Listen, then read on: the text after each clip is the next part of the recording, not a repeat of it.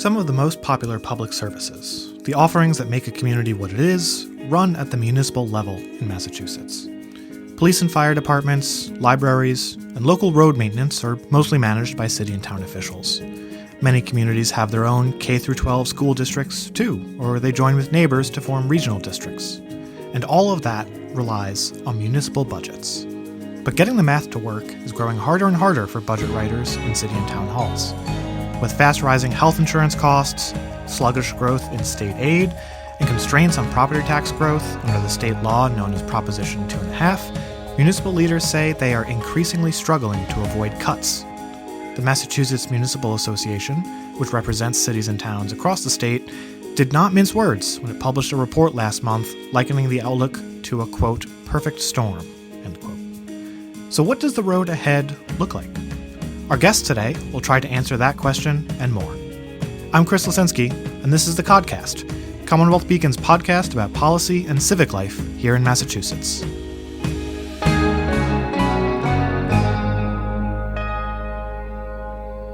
Welcome to our trio of esteemed panelists here. I'm joined on the Codcast by Adam Chapdelaine, the Executive Director of the Massachusetts Municipal Association, which represents all 351 cities and towns across Massachusetts, Amesbury Mayor Kassandra Gove, who has been in office since 2020, and Paul Craney, the Executive Director of the Massachusetts Fiscal Alliance, a think tank that often advocates for limited government spending. Hello, everybody, and welcome to the Codcast. Hi, Chris. Thanks for having us. Thank you. Hi, Chris. So let's start off to ground our discussion about municipal finances with a very basic civics refresher. Mayor Gove, I'm going to kick this to you, actually. In the last fiscal year, Amesbury had a budget of roughly $79 million. As simply and as quickly as you can, what does all of that money pay for, and where does Amesbury get that money to spend? Sure. Thanks for starting with me. Cities and towns across the Commonwealth provide essential quality of life services that every resident of Massachusetts relies on. We do things like provide public safety, public education, water and sewer services. We repair and provide safe streets and sidewalks, our libraries, our parks, our recreation services, and camps for our young people. We of course plow our snow, pick up the trash, and on and on, all of those things. So our goal is to make your life easier, to sort of stay out of the way and just make sure that you can get up in the morning and get to work without trouble. So we provide a lot of those services here in Amesbury, just like everywhere else. And we have four main sources of revenue, primarily our residential and commercial property taxes. We get state aid, we have local revenue sources, and permits and fees as well. Those revenue sources and the associated restrictions are really what we're here to talk about today. Cities and towns have very limited revenue sources, and when one contracts, that builds pressure on the others. This MMA report and its findings are really a demonstration of how municipal revenue streams over time have become imbalanced and the history of that contraction and expansion. Fantastic. Municipal finance is an issue that never really goes away, but one of the main reasons we're having this discussion today is it's back in the spotlight, in large part because of a new report that the Mass Municipal Association published titled, quote, "A Perfect Storm. Cities and Towns Face Historic Fiscal Pressures," end quote. It's a long report. You can read more detailed coverage at CommonWealthBeacon.org, but the gist of it is that city and town budget writers are having an increasingly hard time getting the numbers to balance, even as they try to constrain spending growth. Adam, as the executive director of MMA, can you pull back the curtain for us a little bit? How did your association decide that now was the time to put these concerns into writing in a more comprehensive fashion? Sure. And thank you for that question, Chris. I think the answer is quite easy. Our board asked us to. So we have a 36-member board made up of mayors, town managers and administrators, city councilors, select board members, and members of town finance committees.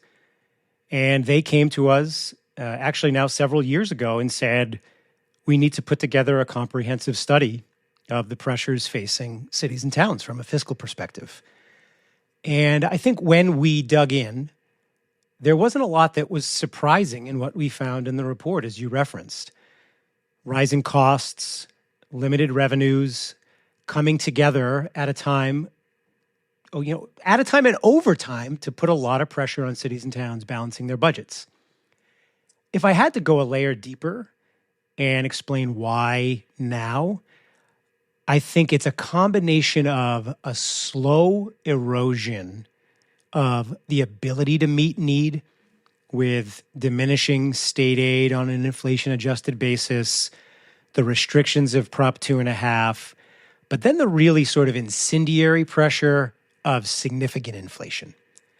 Some of that's general inflation that we can all relate to in our household, and some of it's more acute, like healthcare costs rising far above the rates of inflation, pension costs, utility costs, and some others that are rising faster than inflation. But I think a lot of the now is that the long-term austere revenue environment became untenable in an inflationary cost environment. I want to start this question with Paul. I want to bring Paul into the mix, but I'd be interested in hearing both Adam and Mayor Gove elaborate on it. When you look at cost pressures that municipalities say they're facing, how much of it do you think is structural issues that have always been around to one degree or another? And how much is a result of recent changes or recent policy decisions over the past 5 to 10 years? Let's start with Paul and then Adam and then Mayor Gove in that order. I definitely think there's some structural issues that contribute to inflation. The one that comes to mind is prevailing wage, which has been around for a while. That just diminishes any town and city's dollar for how it spends money. We artificially, through the prevailing wage, increase costs. This is taxpayer money for projects. And that's one example of if you immediately reform prevailing wage, got rid of it altogether, do whatever you can to reform it, that would actually stretch a town's dollar a lot more. I think every town, city, and state has problems with maintenance and new building costs. But obviously, one of the big reasons why I'm here and why I would look at Adam's study so closely is protecting Prop 2.5, which has to happen in Massachusetts. There can be no gray area around that statement. Prop 2.5 is the reason why people can afford to stay in Massachusetts. It's one of the hallmark pro-taxpayer laws in the entire country. It's so well regarded and esteemed that other states are told to go do Prop 2.5 as a model. But as a way of context, Prop 2.5 was proposed in a time when there was very high inflation. It was proposed in 1978, voted in 1980, put into law in 1981. So these are the Jimmy Carter years when there's gas lines and very high mortgage rates and inflation. And it was a response to inflation to drive down costs that taxpayers in towns can put the brakes on the property taxes. Prop 2.5 also took away the ability of school committees to raise property taxes. People forget that back in the day, before Prop 2.5, you had two ways of getting hit with property taxes, from your mayor or your board of selectmen, and then by your school committee. So it made it all uniform that your municipal leaders are the ones that can raise your property taxes. But if you look on, this is not just me. If you're looking on a United States map of property taxes, which is available online at the Tax Foundation's website, you can just Google property taxes, Tax Foundation, and you will see a historic map year over year. And the highest property taxes in the nation are historically around Los Angeles, Chicago, DC, New York City, and Boston, Massachusetts. It's a very deep color where we live in a lot of the counties in Massachusetts. So maybe there's a structural problem with our state, with our very high property taxes, but that's not a reason to get rid of Prop 2.5. And I would just say most of this country, the vast majority of this country, lives in an ability to manage property taxes, and Massachusetts shouldn't be the exception. We can get into Prop 2.5 a little bit later. I've got plenty of questions diving into that. Adam, you touched on it a bit, but I am curious for your detailed assessment. How many of the factors have always been around pressuring municipal budgets, and how much is a more recent development in the past 5 to 10 years? Where's the split in your mind? If I had to pick it, I think most of them have been around Some have come, some have gone. Health insurance has always been something that's grown faster than Prop 2.5, state aid increases, general inflation, supporting pension costs, probably the same, not quite as aggressive as health insurance. I think some of the more recent costs that have added the pressure are utilities, right? Utilities have always gone up and down, maybe, market driven. But I think the reality is there's been periods of time where they've gone down. That's not been the case for the past couple of years. Both electricity and heating have gone up significantly. I know that's an issue of importance for ratepayers and residents as well. And then I think another one that's still coming out of the pandemic, the costs of construction have skyrocketed. I think that's another one that's probably more recent. So as you've suggested, Chris, I think it is a little bit of a mix of things that have been in place for a long time, but have likely intensified, and some other things that have had more ebbs and flows that are now just ebbs in the wrong direction from a fiscal point of view. Mayor Gove, I'll pose it to you this way. You took office in 2020. In that 5-year span, what kinds of changes have you seen to Amesbury's budget and fiscal outlook? We've been through this before. We have not established an override culture in Amesbury. There has been one vote in the past. It was in 1991, and it failed. But we have otherwise found ways to make ends meet. What I have observed in the last 6 years are significant cost increases in particular areas. As Adam said, coming out of the pandemic, we've seen it in construction. We've seen it in vendor contracts like trash pickup in particular, utilities, yes. Also seen it in things like chemicals. Our water and sewer plants in particular go through, a lot of chemicals and materials and supplies that are of limited sourcing options. We all remember after the pandemic when everyone was trying to get chemicals for their pool and the costs were exorbitant. We use similar chemicals to keep everyone's drinking water safe. And all of those things have been just really amplified. And, we are not exempt from those cost increases at the city. And I think what we're seeing is, yes, our taxes are going up, but there's this friction for the taxpayer that their taxes are going up and they're paying a lot here, but that they are getting less for that dollar. I always say to my taxpayers, I understand how frustrating that is. It's like when you go to the grocery store and you get the same box of cereal, but there's less cereal in there. And that's really where we're having tough conversations with folks who want to stay here and they want to be able to afford living in our community and receiving the services that they really love, make this community what it is, but we are having to provide less every year in order to stay within our budget. Let's turn to Proposition 2.5, Prop 2.5 for short. Odds are that listeners of the Codcast already know what Prop 2.5 is, but just a bit of context. It's a local tax limit law that voters approved in 1980 that essentially says that a city or town cannot increase its levy limit more than 2.5% each year. There's a couple of other complications related to shifts in property valuations that go into that. And cities and towns have the option to go to voters to seek an override or a debt exclusion to increase the levy limit more than that 2.5% limit. Paul, your group, the Fiscal Alliance, has essentially taken over the mantle from Citizens for Limited Taxation, which was the group that led the charge for approval of Prop 2.5 during that ballot campaign. And you didn't work on the ballot campaign at the time, but your relationship with CLT, does that give you any insight into the genesis of this law? What was the climate at the time that this passed? And what was it you think allowed this to get traction with voters back in 1980? Well, it's funny that we're talking about CLT and their amazing work they did in the 80s and throughout, because Prop 2.5 is one of the reasons why I picked the town I live in right now, North Andover, over Amesbury. Amesbury has high property taxes. When I was looking to buy a house, I was looking at all the different towns, and their property taxes in North Andover was low in the region. But Prop 2.5 as a state has allowed towns and cities to be able to have a check on their municipal spending, and also allows municipal leaders to have that ability to have those one-time influxes of cash. because if the issue is good enough for the voters, it will pass. But if it's not, it will be rejected. But like I said earlier, it was proposed in 1980. It was actually 1978, went on the ballot box in 1980, and it was a response to high inflation, high cost. It was modeled around that scenario. So the situation we're in now is no different than when Prop 2.5 was voted into law.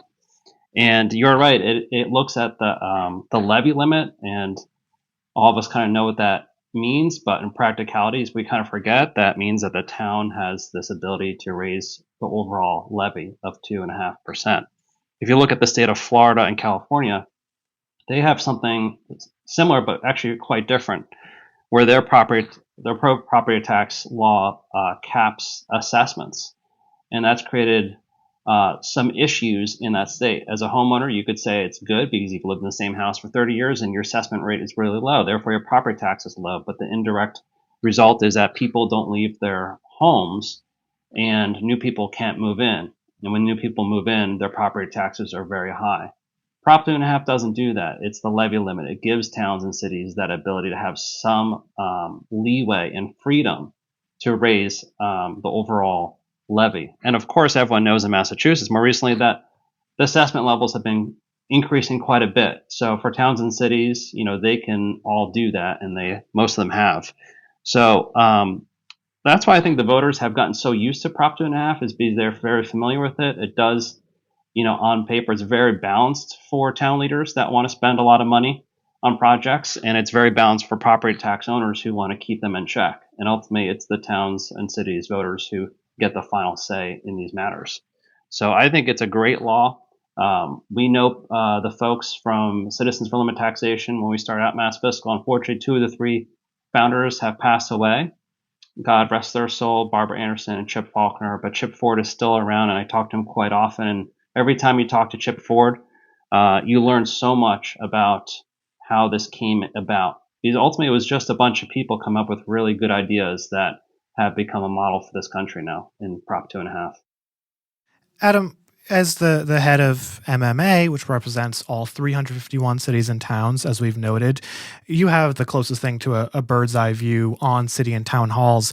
Is there anything like a consensus among municipal leaders about Prop 2.5 and how it stands today? Do you hear reviews pointing in one consistent direction from your members, or is the sentiment in city and town halls really scattershot and all over the map?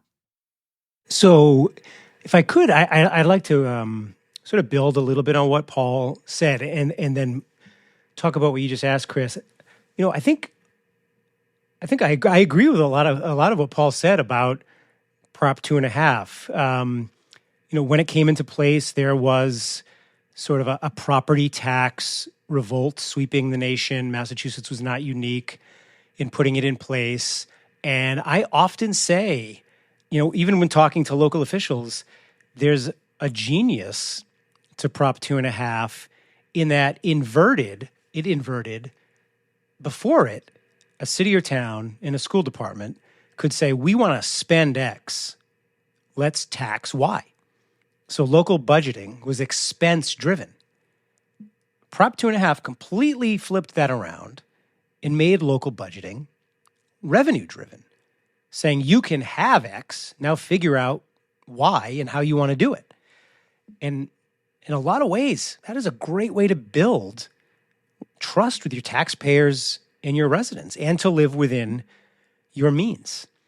I mean, I'd also say, local government is really the foundational level of government. The services local government provides that Mayor Gove outlined earlier, fire, police, public works, public health, libraries, parks, list goes on. You don't want them to be elastic to the economy.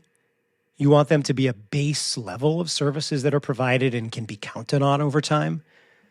So providing a predictable level of funding through the property tax that will be at least the same every year and then able to go up by some increment, again, is quite wise because you don't want, frankly, an income tax or a sales tax that's more elastic to the economy being the foundation of a local government funding structure. So I think there's lots about Prop 2.5 that again, agreeing with Paul, was quite wise and provided a very strong foundation for cities and towns in Massachusetts. But I think if you fast forward to 2025, 2 generations later, the question is, are some of the mechanics working right? And I think if we talked to people in town halls, they would have different opinions, because as the report lays out, the realities of rural Massachusetts, or rural and western Massachusetts, suburban Massachusetts, and urban Massachusetts are quite different. And I should say I should take the air out of the balloon. I can speak for myself and Mayor Gove, but I think everybody on this call, no one is going to be proposing repealing Prop 2.5, because even editing 2.5 isn't going to help everybody, because there's a lot of communities based on their socioeconomic makeup, their demographic makeup, have gone as far as they can under Prop 2.5 today. So even talking about changes don't necessarily help all 351 or even the majority of the 351. And that's why a lot of the report talks about state aid and some of the history there. But yeah, to get back to our members, I think what I would say is different impacts, different types of communities, but probably yet still a common feeling of almost 50 years later, should we take another look at some of the mechanics and see if there can't be some modernization considered? Yeah, I would push back on that, Adam, because there's so many other things that are putting pressure on municipalities. I mentioned prevailing wage. That's where I would go. Local aid has been flat for, you want to talk about generations, it feels like generations now. The energy mandates that are wreaking havoc on people's utility bills now. Towns and cities are not immune to that. You saw Governor Healy have to suspend one of her mandates early this year that would have impacted towns and cities for electric vehicles, for utility vehicles in towns and cities. So there's a lot of other pressures that are very self-inflicted in Massachusetts right now, that if you simply told them, take this mandate, put it into goal, state spending as you increase it should be also kicked back to local aid automatically for the hopes of property tax relief. There's so many other things you can do to alleviate the concern of revenue in towns and cities that folks inside city halls and town halls may disagree with me on. That's where I would start. I wouldn't be talking about tweaking Prop 2.5. Like you said, it will probably irritate some people and appease others, but ultimately Prop 2.5 on a kind of a high level, this is a law that other states try to aspire to achieve. It hits that right balance. Like I mentioned, California and Florida, they have some problems in their kind of equivalent law because of the assessment issue there. Prop 2.5 is like the gold standard. When you have something so good, the last thing you want to do is ruin it or gut it. Even if it's not a repeal, if you tweak it, you could gut it pretty easily. So I would push back and say you have these other pressures that should be looked at first, and see if that helps with revenue concerns in towns and cities before you start tweaking, editing Prop 2.5. I think Prop 2.5 is one of the last things that's keeping Massachusetts, quote, affordable. And the last thing I would say about that is I started the story saying, no offense to Amesbury. I like Amesbury. It's a beautiful town. But when I was looking at home ownership at the time, the property taxes were a little high. And I think a lot of people in Massachusetts identify where they live with their own identity. You look at Western Mass, the rural parts, people seek that out, and that's not unique to Mass. People that want to go in the city, that's not unique to Mass. Like everywhere you go, people identify their towns and city also based off their property taxes, what they're willing to pay. And I think Prop 2.5 has helped keep that distinction in Massachusetts for people to pick where they want to live. As we approach the end of our time here together, I want to circle back around and zoom out a little bit. Adam, the MMA's report about the fiscal situation in cities and towns was fairly dire. Its findings were not pretty for anyone involved. What's your hope for how that gets received on Beacon Hill? Because I have to imagine that there's only so much that cities and towns can do entirely on their own when the options are go for an override or cut even further. What kind of a response are you hoping to see from the legislature? So, I'd say the legislature, this administration, past administrations have been sincere partners of local government. I'm hopeful that that will continue, that they'll look at the data with us, and that they will engage in a dialogue around really the three lines that we've talked about today: the state aid line and the need for a reinvestment in unrestricted general government aid to help cities and towns, the Prop 2.5 line, which I know we haven't agreed on, but expressing a willingness to take a look at it, and then what I would call the bigger bucket that would probably include a lot, but the flexibilities to control cost, many of which Paul outlined. Where are the areas where there could be policy change to help local leaders who have already innovated, who've already pushed efficiency, continue to become more efficient and curb cost?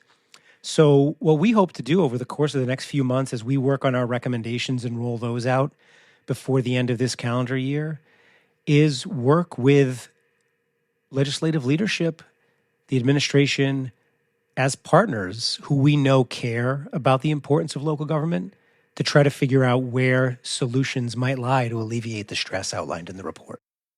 I'm going to pose this final question to every member of the panel. And Paul, I suppose I'll start with you. You're the only one here in this conversation who does not work in municipal government.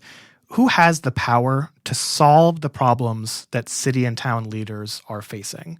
Are they empowered to address all of these budget concerns themselves, or does something else need to change at the state level or the federal level? Oh, I would definitely say the state level.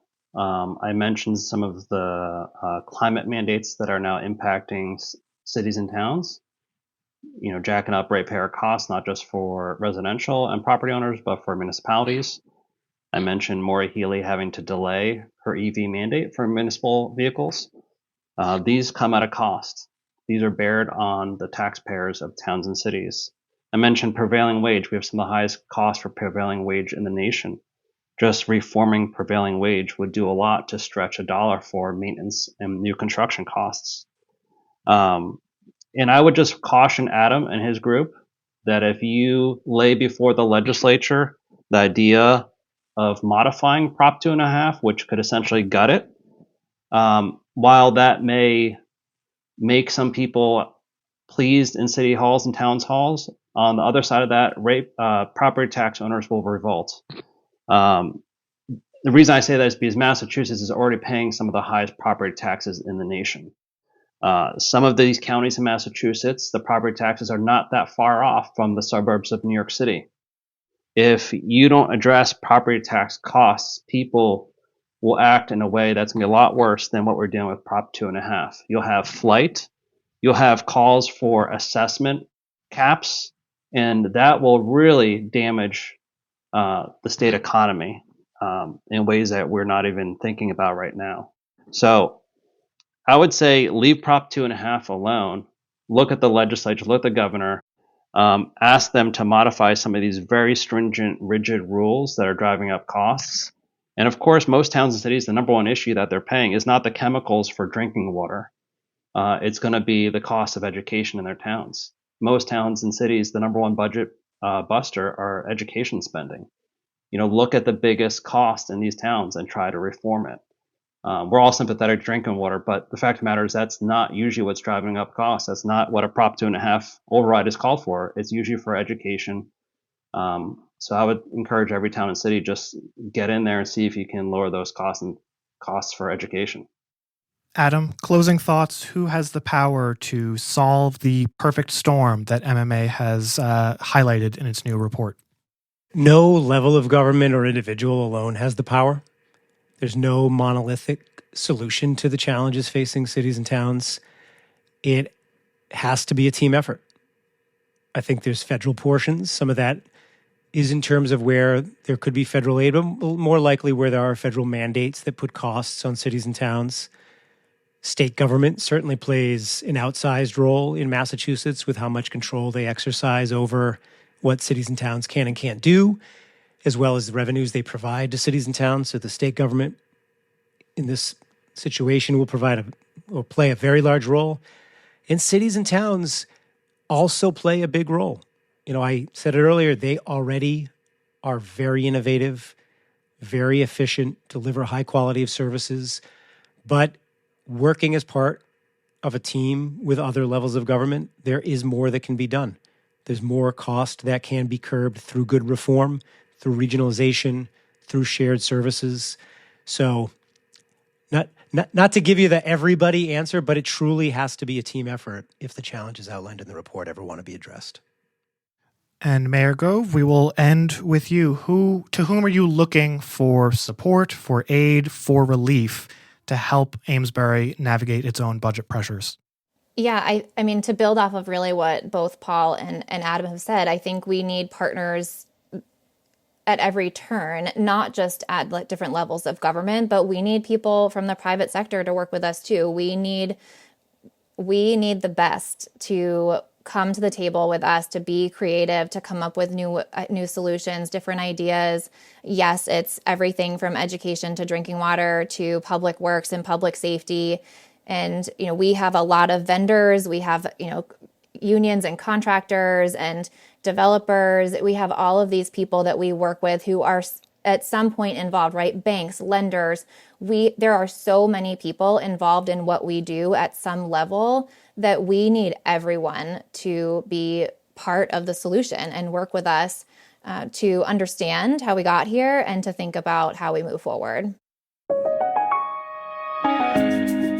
Thank you once again to all of our panelists. We've been joined today by Paul Craney, Executive Director of the Massachusetts Fiscal Alliance, Adam Chapdelaine, Executive Director of the Massachusetts Municipal Alliance, and Amesbury Mayor Kassandra Gove. Thank you all so much for your time. It's been a really illuminating discussion, and I'm hopeful that our listeners will agree. Thank you, Chris. Thanks, Chris. Thanks, everyone. Thanks, Mayor. Thanks, Adam. Thank you, Paul. Thank you, Mayor.